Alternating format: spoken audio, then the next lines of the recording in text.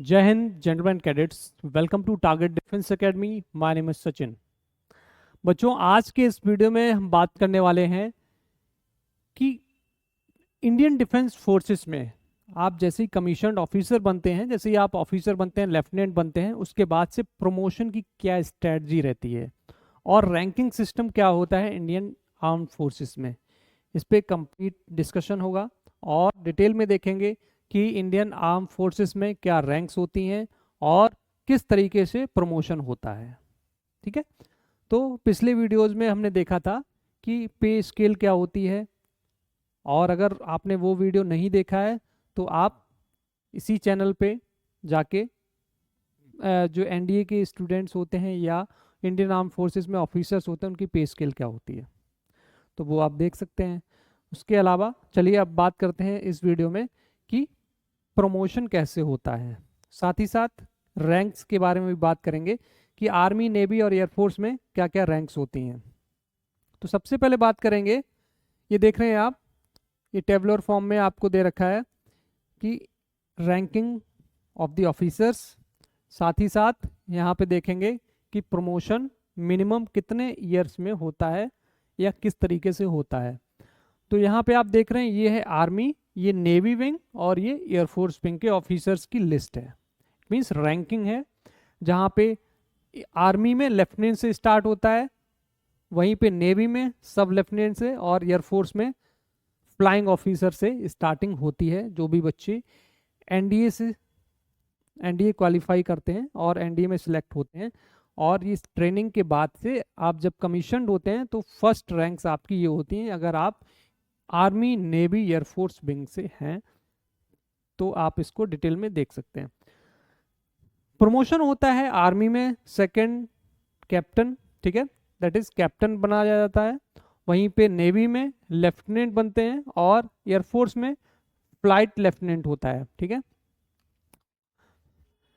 Air force में flight lieutenant. और ये जो प्रमोशन होता है ये एक मिनिमम 2 साल आपको सर्विस देनी होगी इंडियन आर्म फोर्सेस में, तब आपका प्रमोशन होगा, राइट।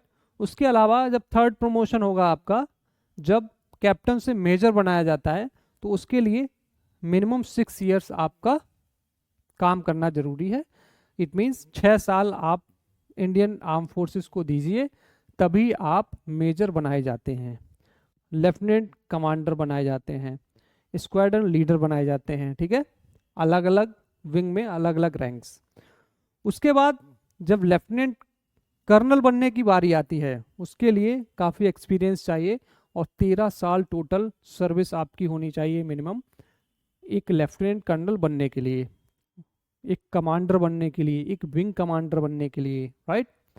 ओके जेंटलमैन, तो लेफ्टिनेंट कर्नल तक तो आप इजीली 13 ईयर्स तक पहुंच जाएंगे, मतलब 13 साल जॉब करने के बाद आप एक लेफ्टिनेंट कर्नल बन जाएंगे। लेकिन उसके बाद की कहानी थोड़ी सी अलग है। अब जब आप कर्नल बनते हैं तो कर्नल की जो रैंक होती है वो सिलेक्शन से मिलती है। इट मींस आपको सिलेक्ट करके कर्नल बनाया जा सकता है। अदरवाइज टाइम स्केल की अगर मैं बात करूं तो यहाँ पे प्रमोशन होने में पूरे के पूरे 13 साल और लग जाएंगे, अगर आप केवल टाइम स्केल के बेसिस पे कर्नल बनना चाहते हैं या टाइम स्केल के बेसिस पे कर्नल बनते हैं तो 26 साल की आपकी सर्विस होनी चाहिए। ठीक है, जो आपका सर्विंग पीरियड होना चाहिए वो 26 साल मिनिमम होगा, तब आप कर्नल बनेंगे। लेकिन मैंने आपको फिर कह रहा हूँ कि लेफ्टिनेंट कर्नल से कर्नल बनने के लिए एक सिलेक्शन प्रोसीजर भी होता है, जिसके थ्रू आप जल्दी कर्नल बन जाते हैं। ठीक है, उसके बाद जब कर्नल से ब्रिगेडियर बनते हैं तो वो भी एक सिलेक्शन प्रोसीजर होता है, या तो आप सिलेक्शन से बन जाते हैं, ठीक है, और ब्रिगेडियर बनने के लिए कोई दूसरा मेथड नहीं होता है। ये चीज़ आप ध्यान से देखेंगे यहाँ पे कि ब्रिगेडियर बनने के लिए सिलेक्शन होना चाहिए। Means selected candidate, selected officers ही ब्रिगेडियर, कॉमोडोर या एयर कॉमोडोर बन सकते हैं। इट मीन्स इंडियन आर्मी में ब्रिगेडियर और नेवी में कॉमोडोर और एयरफोर्स में एयर कोमोडोर की रैंक ले सकते हैं। उसके बाद की जितनी भी रैंक्स हैं, ठीक है, वो सिलेक्शन के बेसिस पे ही होंगी, वहाँ पे आपका सिलेक्शन होना चाहिए। मेजर जनरल भी सिलेक्शन बेसिस पे बनते हैं, लेफ्टिनेंट जनरल भी सिलेक्शन बेसिस पे बनते हैं, जनरल भी आप सिलेक्शन बेसिस पे बनते हैं। मतलब हायर रैंक्स फिर आप कितनी भी जाएं, उसमें फिर एज क्राइटेरिया नहीं देखा जाता है, सर्विस आपकी एज नहीं देखी जाती है, ड्यूरेशन ऑफ सर्विस नहीं देखी जाती है, फिर आपका सिलेक्शन बेसिस पे आपकी रैंक्स, आपका जो प्रमोशन है वो होता है। रिटायरमेंट के भी काफ़ी बेनिफिट्स हैं, बहुत सारे बच्चे इस चीज़ को जानते होंगे कि पेंशन मिलती है, ठीक है, और पेंशन फिर वो कॉन्टिन्यूसली मिलती रहती है, और भी प्रिविलेजेस आपको मिलते रहेंगे। But most important thing is this कि आपको जो रेस्पेक्ट मिलेगी वो किसी और दूसरे फील्ड में इतनी रेस्पेक्ट नहीं मिलेगी। तो अच्छे से मेहनत से एनडीए की प्रिपरेशन करिए, और आपने ये सारी चीज़ें देख ली होंगी। यहाँ से आपको रैंक्स और उनका जो प्रमोशन होता है किस तरीके से होता है, ये चीज़ें भी आपको देखने को मिल गई।